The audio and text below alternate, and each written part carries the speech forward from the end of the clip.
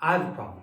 It involves a woman, a stunning, fascinating woman who I might never meet again, who I'm not even sure likes me. No, I know. Who wouldn't like me? Prince Charming. But let me go back and start at the beginning. You see, my parents and their trusty advisors, decided it was time for me to get married and make something of my life.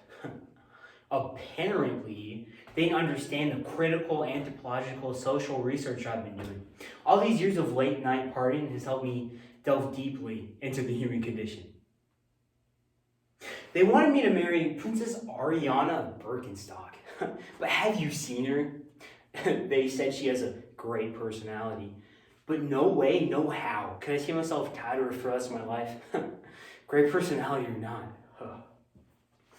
For me, I must have only the best of the best. She must be blindingly beautiful, a professional at inane conversations about the least important topics, and must worship any little thing I do.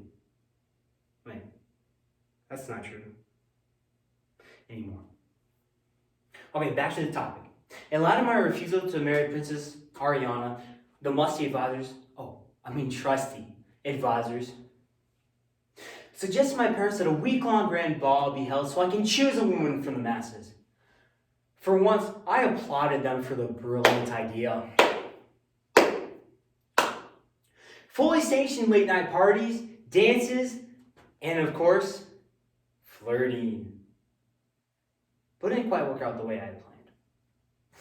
You see, on the very first night of the ball, I was having the time of my life. I was in my element. Then, after it was brought to be fashionably late, a woman was announced at the doors. I turned, irritated. This woman would dare break the rules. I turned and looked, my heart stopping.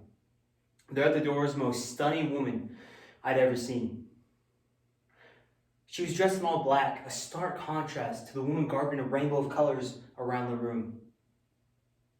There was utter silence as everyone stared at her. I walked towards her, magnetically drawn to her beauty. When I arrived at where she stood, she dipped into a curtsy that flowed like liquid silver. I'd never beheld anything like her before. When we danced, she was strong and light on her feet. She actually spoke of things that mattered. She had the kind of intelligence that had me working to keep up. She made thinking a kind of sport that I desperately wanted to play. The week was over before I wanted it to. My attraction growing for the woman who called herself Ella. The last night of the ball, I strutted into the ballroom, soaking in the applause and cheers of the woman before me. As I was basking in the glorious spotlight, a strong hand grabbed my arm and dragged me off to an obscure corner of the balcony, where I assumed Ella would proclaim her undying devotion of me. As it turns out, she didn't have the same idea I did. Ella was strikingly alert. A beautiful look at her, by the way. As I was saying, instead of speaking to me of her adoration of me, Ella shocked me and whispered, "You need to leave. Someone's trying to kill you." Of course I laughed. Who would be trying to kill me? For heaven's sake, I'm Prince Charming. But her voice held danger and urgency and, dare I might say, deep concern. One thing I was certain of, she wasn't lying. I looked in the shadows around me. The world was eerily silent, as if it held its breath. Next to me, Ella was tensed like a tiger, ready to pounce, staring intently at the ballroom doors. A cool wind moved the skirt of her long black gown, revealing a pair of unusual shoes, constructed of what looked like glass. But who in the right mind would wear glass slippers? I wondered only for a moment before two shapes dropped from the roof and stepped towards me, weapons drawn. Before I could react, Ella grabbed my sword and launched herself at the two attackers. Naturally, I stood there and let her do all the dirty work. After all, I could not damage my hair, which took me a whole hour to part and gel it. After all, I am Prince Charming. It was really my job to just watch it on. She dispatched my would-be attackers. Oh, it was the coolest scene I had ever seen. Yeah, get him. Oh. Ah.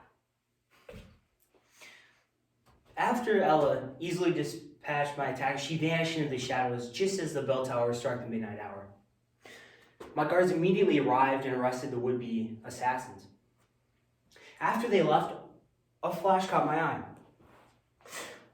Looking closer, I found it was one of Ella's slippers. It was indeed a glass slipper.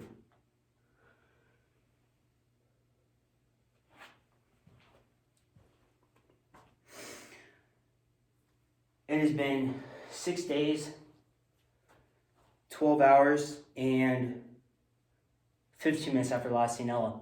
And I was caged in the gilded prison of my quarters until the assassination attempt had been fully investigated. I was bored. Oh. And for the first time ever, I was confronted with some brutal self-reflection. Life as I had known it was over. Having someone trying to kill you can and should change the way you look at life. After all, life is not some fairy tale. I've come to realize that I have been wasting my life. And I want to be good to the people around me.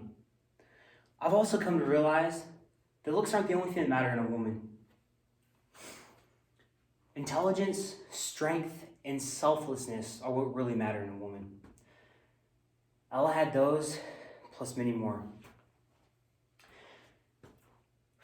I've also come to realize that I want to be known for those too. It is now 7 days, 22 hours, and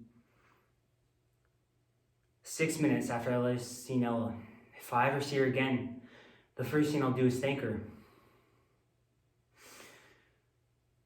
Whether she'll agree to marry me or not, that's all thanks to her. She foiled the assassination attempt. If I'm to be a man of quality, of integrity, of selfless action, I'll need her by my side.